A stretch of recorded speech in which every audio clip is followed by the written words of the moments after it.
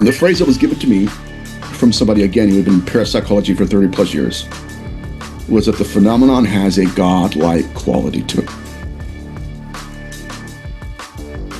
So I don't know what we're dealing with, but I think, again, that there is a cluster of data points here that are throughout all of it, not just the occult, but in ufology, and people are ignoring this to their own peril.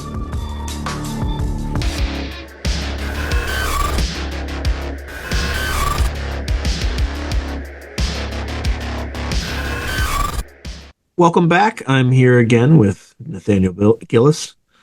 Nathaniel, good to see you again. All right, where did we leave off?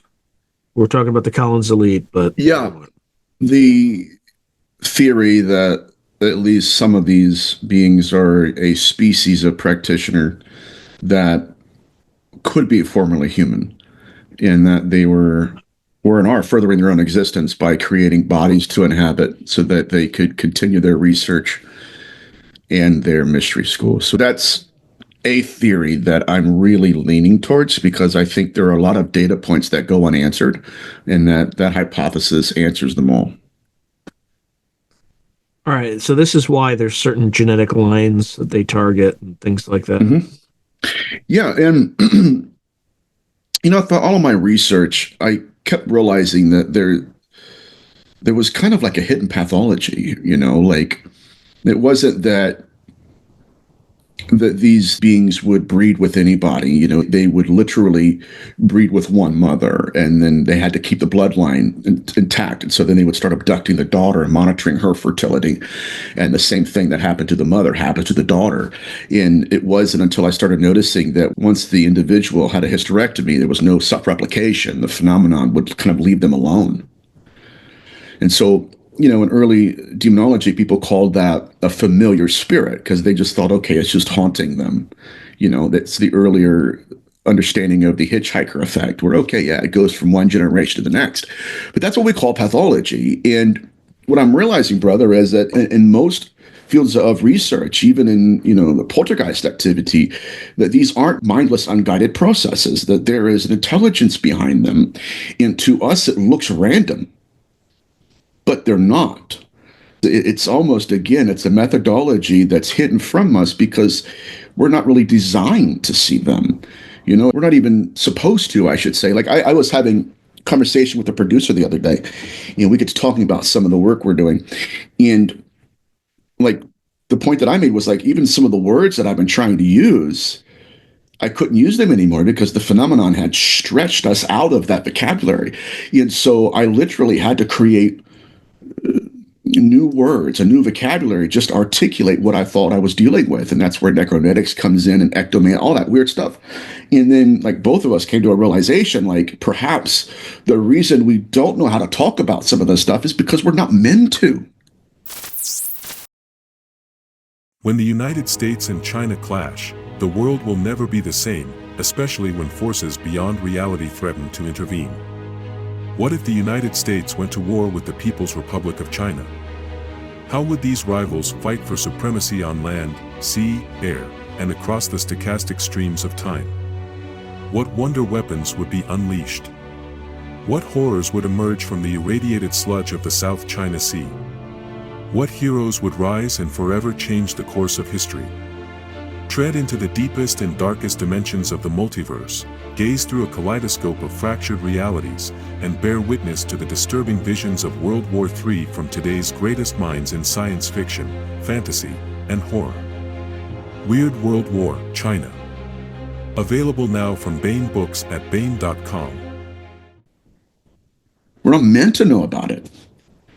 If you look at the phenomenon in terms of how it manages our perception, absolutely. There are things that the phenomenon doesn't want us to know, in that even, like, for instance, the sigils on the skin. With this, the experience of Dr. Carla Turner's research, she said, or the son told me that the burn marks and the sigils that were on his mother from head to toe, that they would last for 3 days, and the phenomenon would retract them. So, and it's not like a regular burn, right?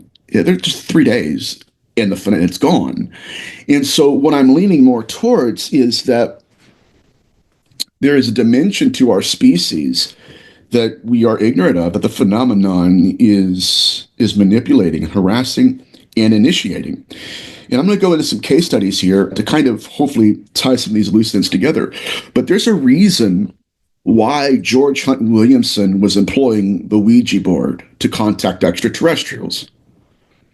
Right? There's a reason why seances, like specifically the skull experiment, why the seance actually conjured an alleged extraterrestrial. It's almost like in the midst of all of these other rites and other mystery schools, it's like that, yeah, you could conjure an extraterrestrial, but you could also conjure a ghost. And so literally it's the same mechanism of communication, but it's up to the phenomenon which archetype it wants to manifest as. And so here on the other side of the mirror, we're looking at this saying, okay, it's separate entities. And it's not. It's the same kind of Ouija board, same letters, that's conjuring all the above, right? And so what I'm looking at is, again, that these are branches of the same tree, in that it's not just the learning matrix that's failing sometimes, it's almost intentional. Like with Linda Napolitano, who was one of Bud Hopkins' experiencers when she was abducted in New York City and all that stuff. Well, when she got back home after the experience, she had poltergeist activity, shadow figures, and symbols in her house. What's going on? Again, if we look at it through the demonological lens, it looks like the phenomenon, again, employing some kind of sigil magic afterwards in order to seal something in, or was furthering an already occurring ritual of some sort. But my point here is after these abductions, when you have sigil magic employed, I think what's happening is you have these researchers, especially in aerospace community and like in Elizondo, they don't have any background in that. And so what they're looking at is, okay, this is a language? It's like, it is. It was to the Collins elite, right? But it's not a human language. It's, again, it's something that we inherited from the proto-intelligence. But even like, okay, it's some of the possession cases where the phenomenon through the hitchhiker effect commandeers the consciousness of individuals. Like I have some notes here, like Annalise McKell in 1975. Occult sigils were burned into and out of her skin. And just like these abductions, it was only after a period of time, according to the phenomenon's choosing, that those sigils just disappeared completely. So well, my point here, guys, is that we really can't explain ritual magic conjuring aliens. We can't explain that unless we can start to make connections as to what ritual magic is and the role it's played in demonology.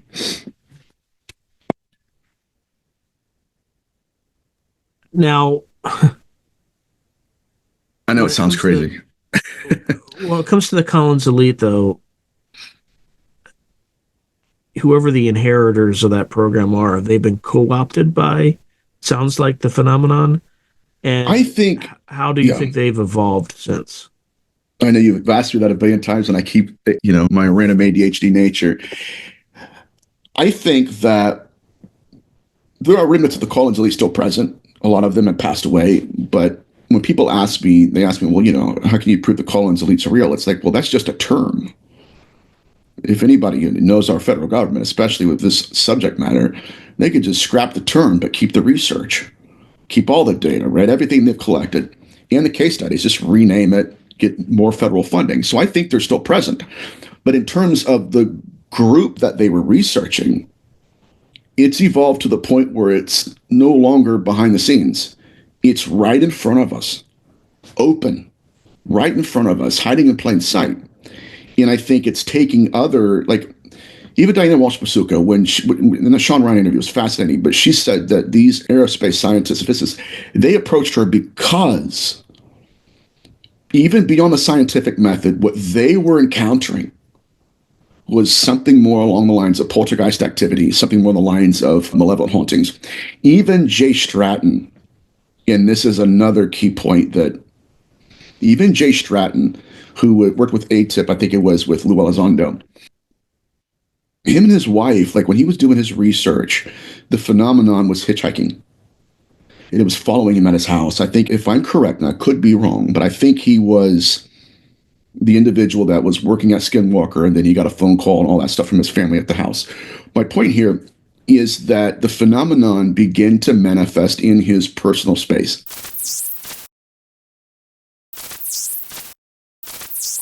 To advertise on Through a Glass Darkly, email throughaglassdarkly@gmail.com. And when it manifested, we would absolutely see it. Number one is demonic. Number two is poltergeist activity. His son is partially deaf. They go in. They could barely wake him up one morning. What happened to you? He said, they kept me up all night. Well, who kept you all night? Aliens? Because that's what I thought we're studying, right? Aliens? No. Shadow figures. Oh. What were they doing? Well, he's partially deaf. What were they doing? They were screaming inside of his mind. Again, this case alone will demonstrate that it's either aliens, poltergeists, or shadow figures. What we're seeing is, again, the hitchhiker effect, even with Linda Napolitano, all these other experiencers where it's not the same. Again, these are archetypes where the phenomenon, oh yeah, I'm an alien to you. And then when you're home, you're going to find sigils that are carved into your flesh. By the way, here's some other phenomena that you're going to interpret as separate than from what I truly am. What we're seeing now, it's not either or, it's both, and they're all present. And that it's not benevolent, all of it. And I think that's my point.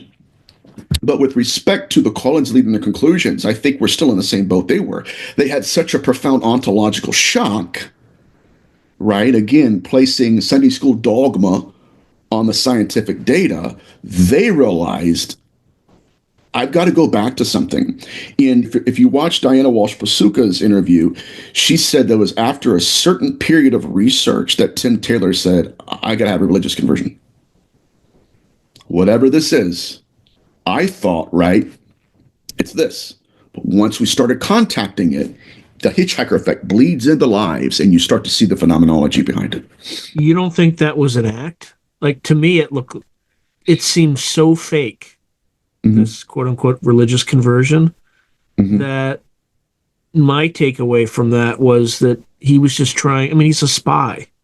I mean, he's literal, well, maybe not spy, but he's an intelligence operator, right? Or operative.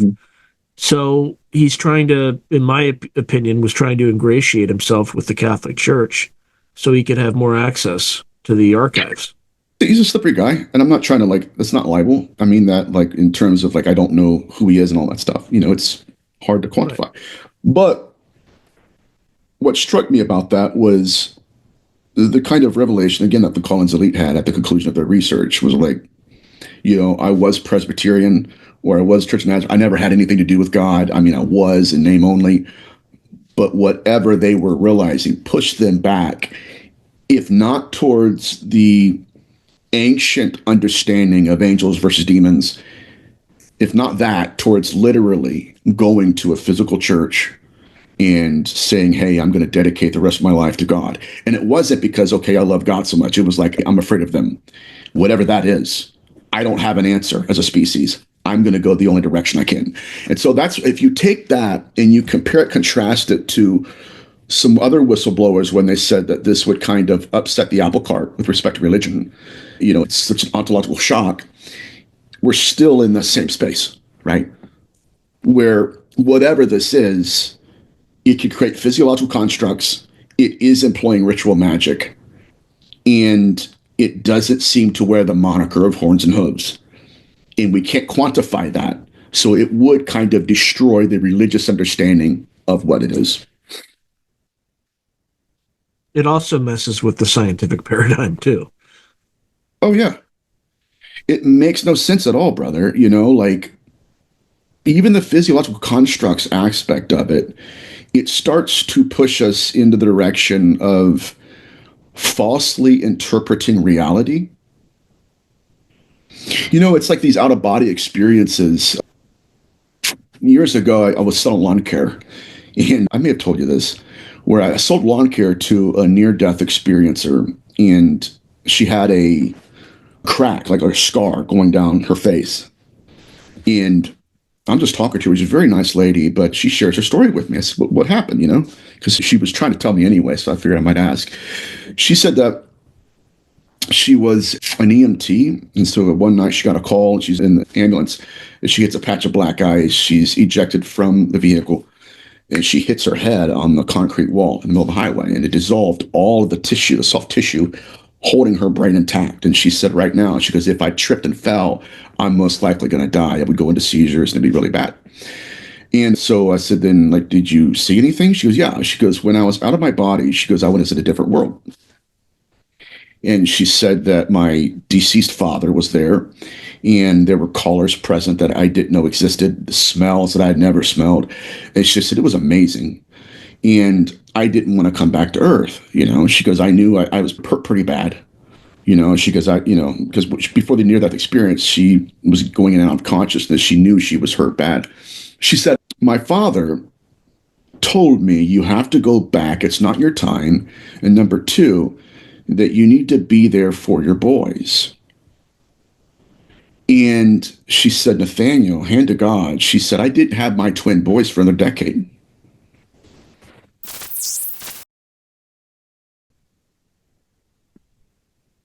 So here's where the Collins Elite research said, was that if we can't trust that their deceased loved ones here, how can we trust their deceased loved ones there? What they're demonstrating today, like with the Paulino case, right? In the middle of an exorcism dealing with one of these entities, in his mind, right? This is baloney. Inside the demoniac, snaps to attention the phenomenon, right? I was there when your father died, and I'm the one that made it happen. So what we're dealing with, and this gets back to the Collins Elite conclusion, was that whatever this is has the ability to know when people died, know the clothes they died in, to the point that one abductee, my friend, in the middle of her experience, sees an individual. The individual tells them, hi, my name is so-and-so. I died. Okay. Where'd you live? Gives the name. Okay, fine. She comes out of the abduction, goes and looks her up, and yes, she had died the same day this individual met her in the abduction. We take that into consideration. There are only a handful of explanations. Either these are who they say they are, which if we look at the phenomenology, right, the same thing that appeared to that experiencer as an alien looked like just plasma and balls of light to everybody else. Same thing that looked like the helicopter through the roof to her just looked like a shadow or something stretching over her as she slept. What we're looking at is the potential that if we're being manipulated in this dimension, it's possible that in the afterlife, manipulation will still occur. And it's just archetypes. You know, it's just, I'll kind of summarize with this, going along the same theory. On a recent episode of Unsolved Mysteries with Stephen Barry, right? They had a psychic. The psychic is in contact with an entity called Becky. Archetypes. Here's your archetype of the ghost. And she says, okay, she goes, me and my children, we died in a plane crash, I believe it was. And here's my address. Here's the city we lived in. It's Barry Fitzgerald in the episode. And he told me as a person, he goes, I go back to look her up. Never existed. So what I'm suggesting here is that can we trust the archetypology? And if we can't trust the archetypology here, I mean, how can we trust them there? It's possible, just like they're manipulating our species in this dimension. And again, they're existing in the afterlife. That what we're witnessing is something that's not in control of the room, but it's created the house, or it's outside of space and time. And that, yeah, back to my point, and I'll just shut up here in a second. But yeah, if we can't trust them here, how can we trust them there? Is my point. Now, why do you think this knowledge, or even you just appearing on podcasts, is allegedly, right? Because these people are telling you these things. Mm-hmm. So, you know, there's some probability they're just crazy. There's some probability that they're hoaxing, and there's some probability that what's happening to them is actually happening to them. So let's just take them at their word, assume that they're sane, assume they don't have any malevolent intentions. What do you think is driving that activity? Call it stigmata, scratches, whatever. So, with respect to this experience of the other day, it's been my history here, like in my experience, that there are things that the phenomenon doesn't want out, and it will go to great lengths. The case study of Dr. Turner's, where UFO manifests across street, witnesses, I'm there for 2 hours, I think it was 45 minutes, and we're looking through my binoculars, looking through my telescope. It was almost like they didn't want her to remember it. That's one layer of the deception. And then when she did remember it, it employed false memories to where she still didn't understand what was going on. And then there's the third level where it's like, okay, and then if you do remember what actually went on, we're going to gaslight you and tell you you're lying or you're crazy. And if you're not crazy and people actually take you seriously, we're going to kidnap you like they did Dr. Turner and Barbara Bartholic, and we're going to threaten your life. Or do what they did to my buddy Andrew, who was another experiencer that worked with Dr. Turner, where they just told him one night, a voice came to him, an entity. Stop looking into Nathaniel Gillis, stop researching necronetics, and don't even mention his name.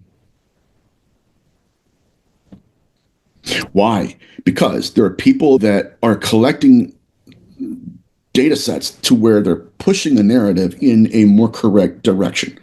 In those people, they get taken out. Barbara Bartholic was warned. Dr. Carla Turner, you're warned. You're due for adjustment. Okay? Ted Rice's grandmother. When the archetype is unable to manage your behavior, right? It's almost like a program. When the learning matrix employee does not have authority over you and you don't consent, you kind of go one way when it wanted you to go to another, it has to update. It evolves. And one of the answers is to, again, moderate you. Don't say anything. You don't remember. And if you do remember, it's wrong. And if you remember what's right, you're absolutely crazy. If people take you serious, we're coming after you. Shortly after Dr. Turner was warned, that's when she got cancer, an aggressive form of cancer. When Barbara Bartholic was warned, she's on her way to a Thanksgiving meal on the highway. Out of nowhere, a car cuts her off, kills her husband. Series of events to where, and this is where it's perhaps the most troubling aspect of it all, we're looking at a phenomenon that can manipulate human behavior. It could make someone see something that's not there, to where the driver swerves out of nowhere, ends up cutting you off, killing your family member, and then it's gone. I don't even know what that was I saw.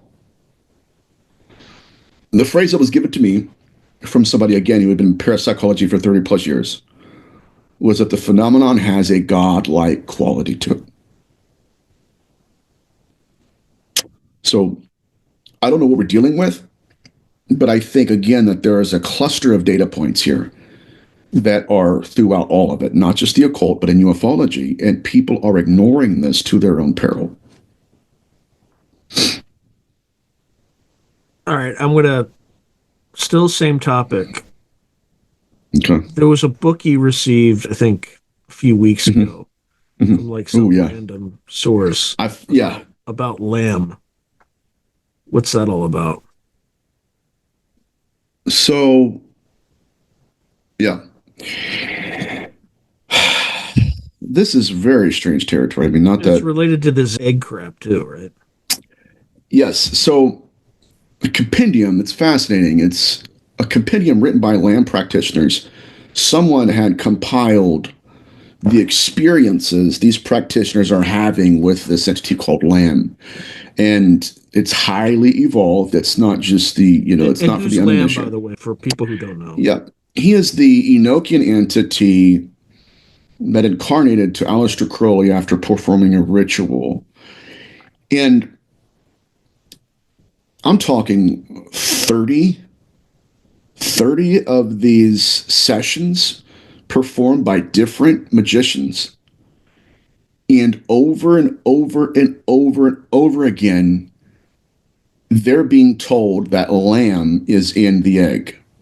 That lamb is the egg. In fact, in the middle of their rituals, they're told to stare at the facial structure of lamb. And then in the middle of the ritual, it's fascinating that they will sometimes leave their body and be welcomed into a ball of light. And in the ball of light, they'll see an entity. Sometimes it's lamb himself. Other times it's a representative of lamb. And they are being told that, number one, it's fascinating. The lamb is the way is the egg, and that the egg is lamb, replete. Now, I don't know what all that means. I know there's controversy surrounding it, but with respect to the phenomenon, again, from my theory, implanting technology throughout the world, hoping to find someone who's a practitioner to where it fits, it molds itself, matter and memory fits in their hand and it works with them. It's highly possible that the JPL connection, that Crowleyan connection, all of the aerospace programs, that's not a bug, that's a feature of the phenomenon, and it's doing exactly what it's done for the longest time.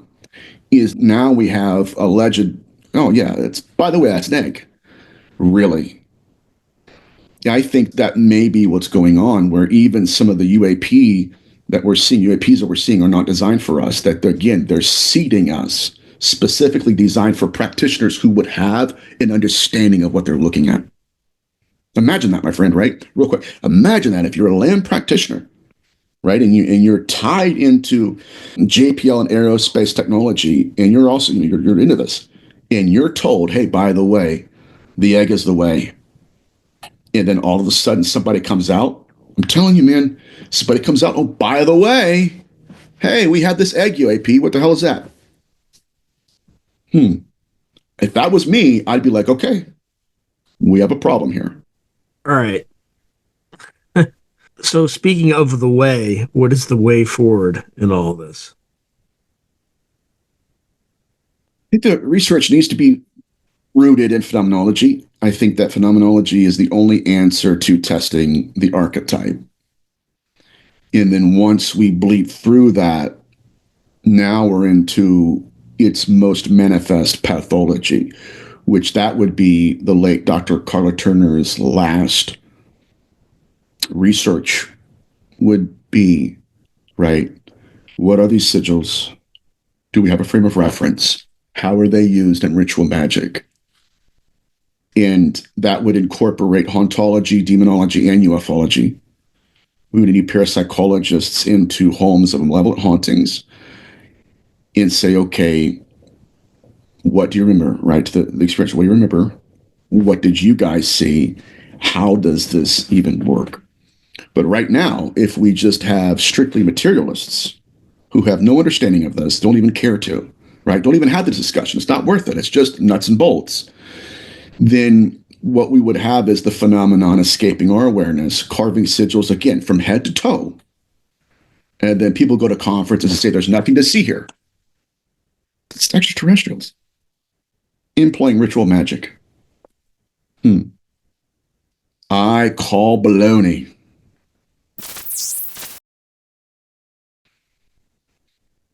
Now, how's this related to, say, the skull experiment? Are they trying to revive that to some extent? I've been told that, yes. And someone had even offered, this is some strange territory for me. They even Well, by the way, let's really quickly, just for folks who, this is the first video they've ever watched on this channel. Okay. What is the skull experiment? Just really quickly. Yeah, well, it was held by a group of parapsychologists in England, and what they were trying to do was contact the other side and, at least get some proof of the afterlife. And so they would set up various experiments with seances and psychics and parapsychologists and the whole lot. And they had all kinds of manifestations, When I was in England, I was told a story from another researcher who had just met a guy. It's fascinating. The guy that was involved in it. And a lot of stuff, and this is the problem a lot of stuff that they experience is not even in the documentary. It's just shared from word of mouth. Like, hey, by the way, I know you saw that, and that did happen, but some other things happened too. But in the middle of their seances and stuff, they would have materializations. I believe that one of their experiments included little metallic discs and objects that would kind of hover in the room. And again, it correlates directly with the Elizabethan magician Edward Kelly, when in the middle of their rituals, they had balls of light with little men staring at them from the inside. Definitely no connection, there, but there is. And so, yeah, in the skull experiment, they decided to set up their tripod one night and leave it in one of the rooms. And so at the end of their session that evening, they did exactly that. The next morning, they came back, looked at the photographs, and there was Mr. Blue, an alien gray, staring at them on the other side. Another connection that should not be here. And by the way, that video is on the internet. Like, it's awesome. It's real. Incredible. It's real. It's not. Yeah. And again, if we do end up formulating the correct question, I believe phenomenology is going to give us more of the answer. It's not going to be demonology or, angel. It's going to be literally forget all the archetypes. Look at the bloody footprints in the snow. What are they doing? Is this ancient script? Yes. Okay. According to what? And then it would incorporate disembodied research too, like apparitional theory, and at the end would most likely conclude that what we're dealing with is hijacking consciousness first, and what we would call the apparition within, attacking that first, influencing that first, and what we're witnessing second is the incantations on skin. So going back to this revitalization, quote unquote, of the skull experiments, what are the details behind that? There's a rumor that it's going to be restarted in the UK. That's all I've heard. But there was someone that reached out to me probably a year ago that asked me if I wanted to start my own skull experiment here in the States. And I was like, no, absolutely not. No. I'm already getting heat from the phenomenon when I do these shows. I've had people reach out like, I don't even want to listen to you anymore because, it just starts up. And again, that's the control mechanism. If I was lying, this is me, my perspective. If I was lying and I was nowhere near the truth, who knows, man? Right? Everything would be fine. I'd have my own merchandise. I'd have my own, I'd be able to go to every conference they wanted me to go to. Why? Because, again, if I can help people believe that these are all separate phenomena, then there's nothing it has to do. I'm just playing the role of the archetype.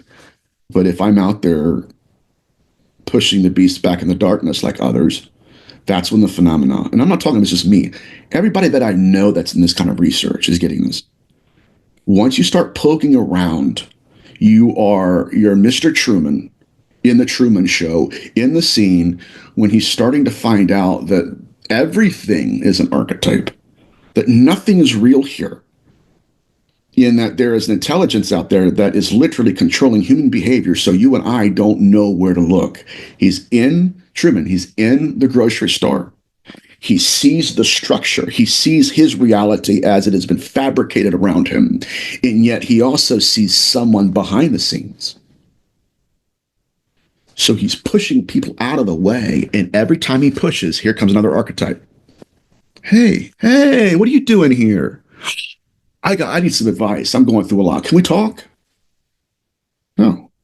You're an archetype. Get out of my way. There's something else out there that's using you, right, to manipulate us.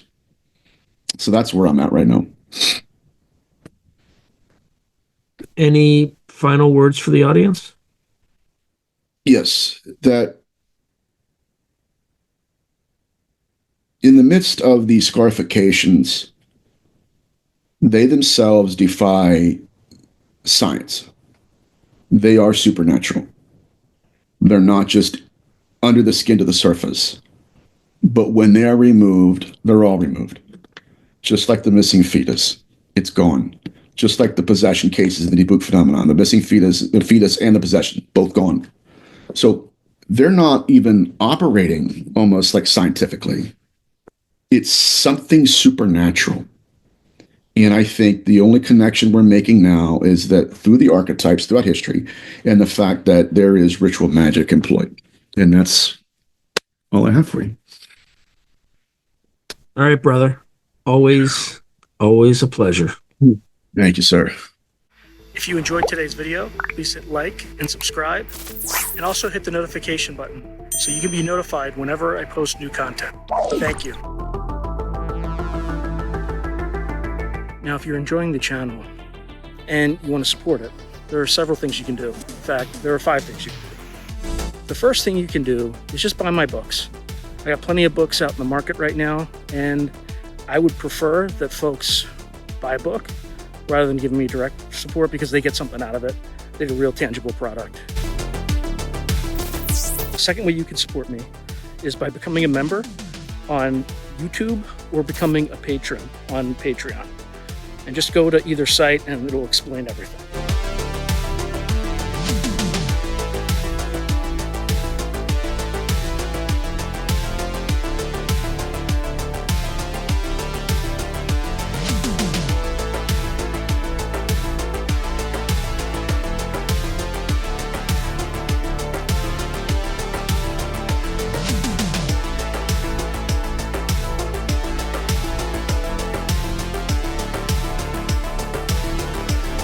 The third way you can support the channel is by checking out my merch site, which is here. There's plenty of stuff that you can get to support the channel. And I'd appreciate that you have it and can wear it. Not only do you help support the channel, but you also help promote the channel, and I appreciate that. The fourth way that you can support the channel, and this is really easy, is anytime you want to buy something on Amazon, literally just go to the description below and click on any link, literally any link.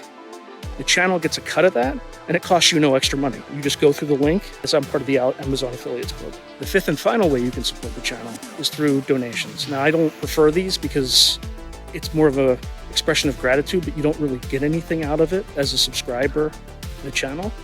However, if you decide to do these options, there's 2 options. There's Buy Me a Coffee, which is a separate site, and there's also, you can go through YouTube with either a super chat, super sticker, or a super thanks.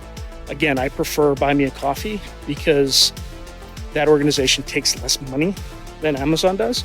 But either way, I appreciate any support you are willing to give the channel. So thank you very much, and keep watching. I really appreciate it.